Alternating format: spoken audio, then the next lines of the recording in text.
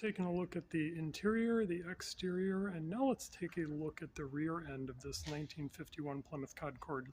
Like you can see, it is parked next to an array of about 80 collectible Corvettes and Classics, which is actually the name of the dealership. So anything from a Dodge Viper all the way down to like this 1951 Plymouth Concord, listed for roughly about $14,995. Now the one thing that's very unique about this is this has a inline six engine, which that actually was the only engine option available that year. And I tested, so this is like an ivory white steering wheel, and then the dashboard is essentially like a simulated marble type finish. Now, I believe the horsepower for this vehicle is actually only about 98 horsepower.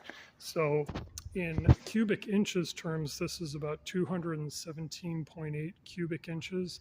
Now, people didn't use liters back in the 1950s. This was a post-World War II vehicle, but this would be the equivalent of 3.6 liters. And like I said, this only produces about 98 horsepower. Now, another unique thing about post-World War II vehicles is there was actually a metal shortage because you're just coming out of the war period. So there are actually models that are listed as partial metal from my understanding, and then vehicles that were listed as full metal vehicles. No coincidence with the Full Metal Jacket movie. But so because this has been completely reconditioned, there's no real way to really just eyeball and tell if this is a full metal version of the 1951 Plymouth Concord.